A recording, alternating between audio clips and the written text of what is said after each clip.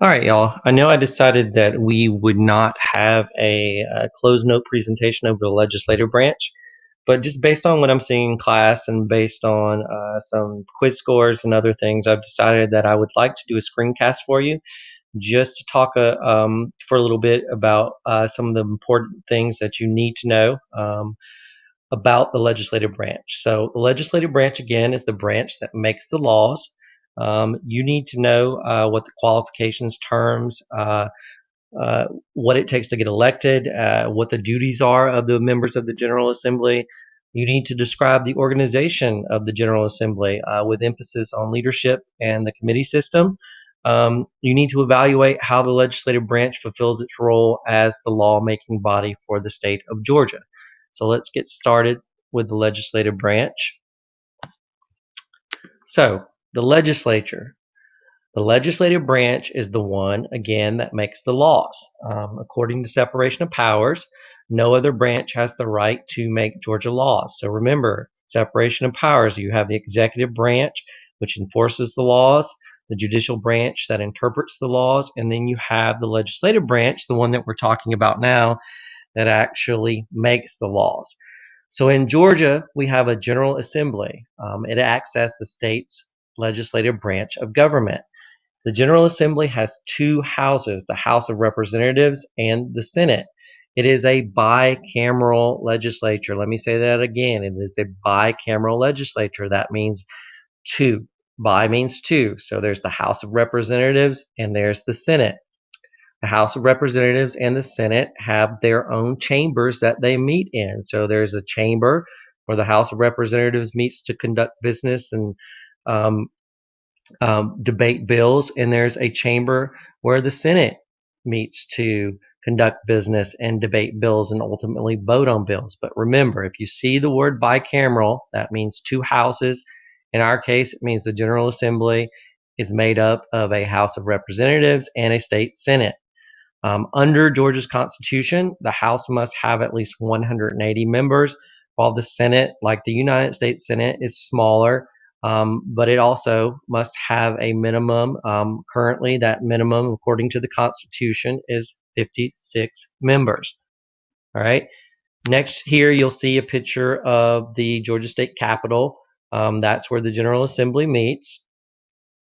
Here we have a picture of the seal. We have a picture of the Journal of the Senate, of the General Assembly. That's just a record of what happens there.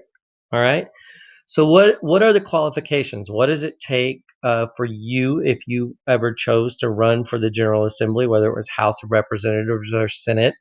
What would it take? What would be the qualifications before you would have to think about this before you even ran?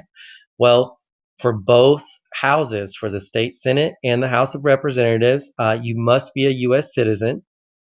You must have Georgia citizenship for at least 2 years, and you must legally reside. That means you can prove legally that you reside in the district that you want to represent. So for each one of those 180 members, in the House of Representatives, they represent a district. So if you want to run for that district, then you have to live there. Same thing with the state Senate. State Senate districts tend to be larger because they have fewer members that are elected. But again, for both of them, you have to be a U.S. citizen, you have to be a Georgia citizen for at least 2 years, and you have to legally reside in your district for at least 1 year. Now, the age requirements are different. Senators must be a little bit older. They must be 25 years old, while representatives must only be 21. Also, Georgia, according to our Constitution, if you're currently serving in the military, you are not allowed to either be a senator or representative. So, terms and elections. Terms are the amount of time, the length of time that you actually serve when you're elected to an office. So, members of both houses of the General Assembly serve 2 year terms with no limit on consecutive terms. So, if you're a state senator and you're 25 and you get elected, you could serve until you're 70 something or until you die, as long as people keep electing you. Same thing with the House of Representatives. Um, General Assembly members of the House of Representatives and the Senate are elected in general elections in their local district. That means every 2 years they run in the fall Typically, it's Democrats versus Republicans, and they're elected to office. The entire membership of each body is elected at the same time, and elections occur in even numbered years, like 2016, 2018, etc. So every member of the House of Representatives and every member of the state Senate, they are elected or reelected at the same time. So what do they have to do when they get there? What are their duties? Well, their main duty is they have to attend a legislative session that lasts for 40 days. Now, those 40 days include breaks and recesses, time that they take in between. So that session, that 40-day session, might last over the course of 2 or 3 months. But when they're not in session, when they're not voting on bills that potentially could become laws, they are working in committees. The majority of the work that House of Representative members, House reps, and senators do takes place in committees and sometimes special sessions. So they're working on making laws to ensure the welfare of Georgia's citizens. They may be proposing Georgia's budget. And in some cases, they're even amending the Georgia Constitution. Here you see a picture of Georgia senators meeting in their chamber. Remember, the House of Representatives has its own chamber. So there are many legislative powers that are shared by the House and Senate. But in some cases, there are powers that are reserved for one house, but not for the other. So in some cases, there are things that the Senate can do and the House can't, or there are things that the House can do and the Senate can't. For instance, only the House of Representatives may introduce bills designed to raise revenue, so taxes. Only the House of Representatives can introduce bills that are for appropriating funds or spending money on things. And only they can impeach someone. All right, I'm sorry. Only they may introduce bills to impeach. They can't impeach. I'm getting a little ahead of myself. Like the House of Representatives, the Senate has certain responsibilities and powers that only it can do. So if the House introduces articles or a bill of impeachment, it's the Senate that can actually determine the guilt or innocence of impeached officials. So let me say that again.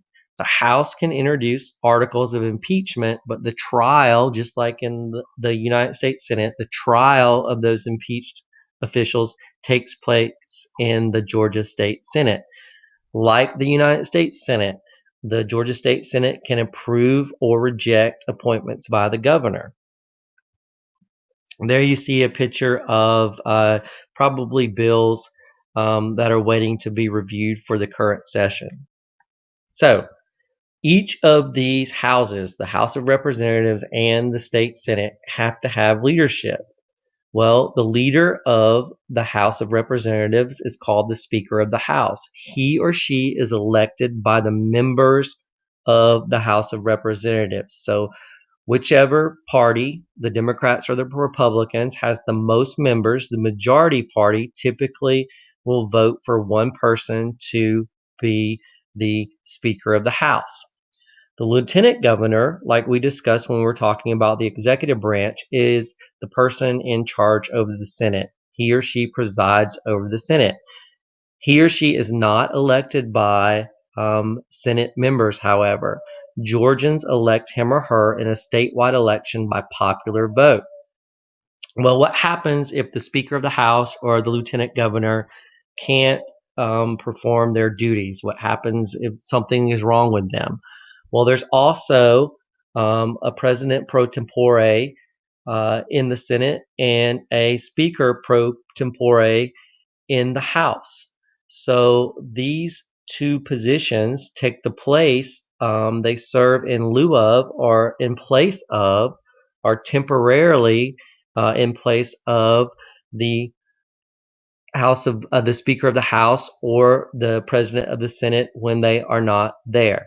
The Senate also has a Secretary of the Senate, and the House a Clerk of the House of Representatives. They are mainly there to fulfill administrative functions for the House of Representatives and for the Senate.